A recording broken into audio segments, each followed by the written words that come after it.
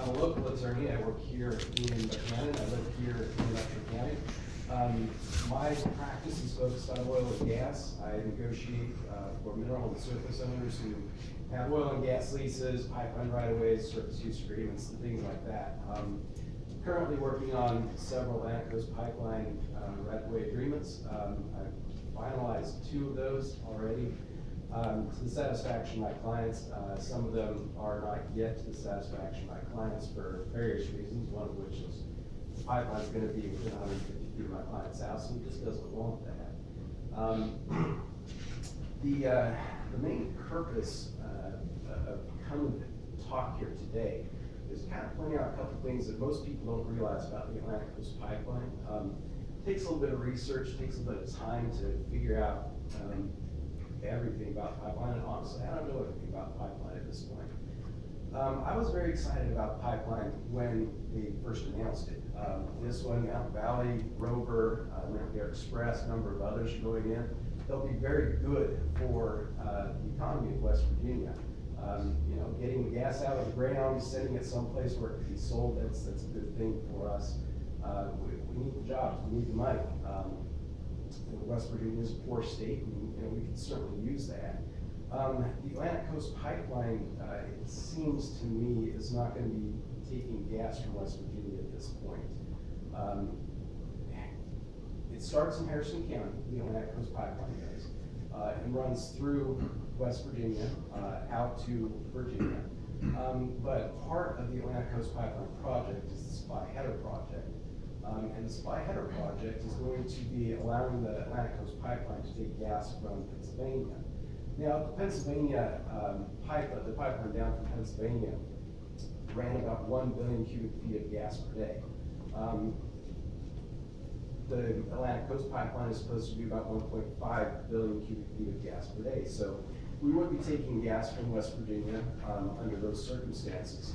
Unfortunately, a local oil and gas developer was going through the Atlantic Coast Pipeline SEC filings and discovered that the Supply Header Project, pipeline from Pennsylvania to the Supply Header Project, was going to be, the capacity was going to be increased by 500 million cubic feet of gas per day. So essentially, the Atlantic Coast Pipeline is going to be taking gas from Pennsylvania, running it through West Virginia to Virginia.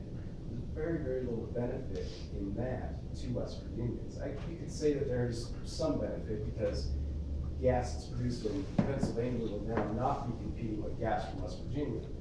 But it would be a heck of a lot better if we could have put 500 million cubic feet of gas per day into the Atlantic Coast Pipeline and run it to Virginia and sold it there. It would have benefited our local small producers a lot better.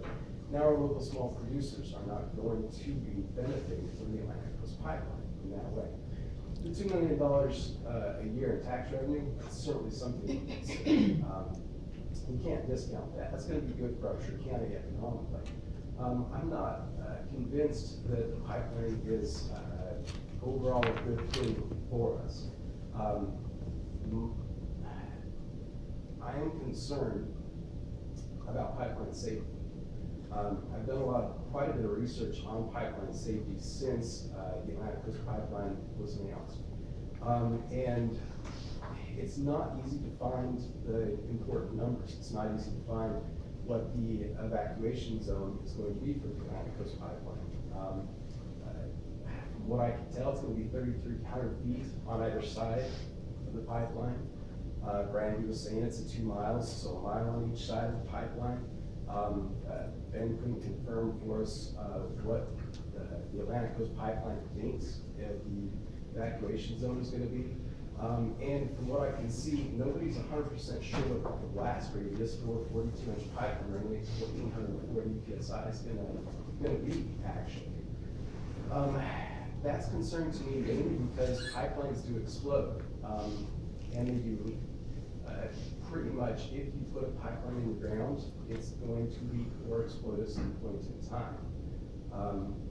The numbers bear that out.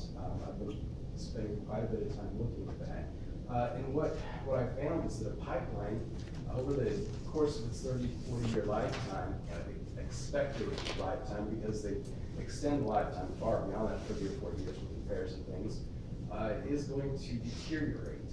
And because of deterioration, at some point, it is going to either have a leak or it is going to explode. It's not necessarily an if it's going to explode or leak. It's kind of become a given at some point in the lifetime of the pipeline. And I know for a fact that the Atlantic Coast Pipeline is going to be in the ground for a lot longer than 30 or 40 years. But in my research, as I have read articles and reports on pipelines that do leak or do explode, it seems to be that most of them leak at the beginning of their lifetime because of installation issues, or they leak somewhere around the 30 to 40 year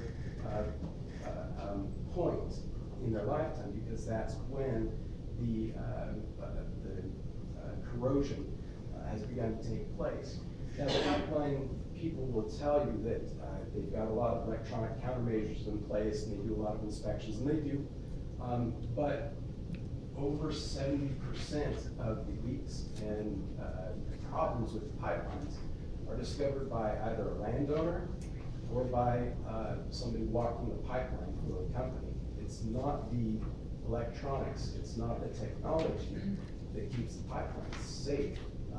Those do help, I'm not saying they don't, but the people on the ground are the ones who actually end up finding that. And that's just not good enough in my opinion. I think pipelines really need to do a better job of making pipelines safe. Now, Brandy talked a little bit about evacuation zone and her concerns with that, and I think it's a really good idea for the Atlantic Coast Pipeline to spend some time working with counties and working with affected entities to develop safety plans in case something happens. Right now, as far as I can tell, there's not a safety plan in place. What happens if there's a leak over on Brushy Fork? Do we evacuate the airport? Do we evacuate the school? Do we evacuate the people there on Brushy Fork? Or do we have to go over to Deer Creek and get those people out too? There doesn't seem to be a plan in place that I can find that helps us know what we're going to do in the eventuality of something happening. Now, we can kick the can down the road because it's probably not going to happen in the time that we're in charge of stuff. I'll probably be an old man when stuff starts happening on this pipeline. But it's going to start happening at some point. There needs to be a plan in place. And I'm not impressed with what the Atlantic Coast or the Mountain Valley or the Mountaineer Express or any of the other pipelines have done as far as putting a safety plan in place and making it available to the public. There's not a lot of detail about that kind of stuff. I'd really like to see some detail about that here, because we're going to have some economic benefit, but it's not going to be extreme. $2 million a year, that's good money, but it's not a lot. We're not going to have any permanent jobs here. There's just not going to be enough.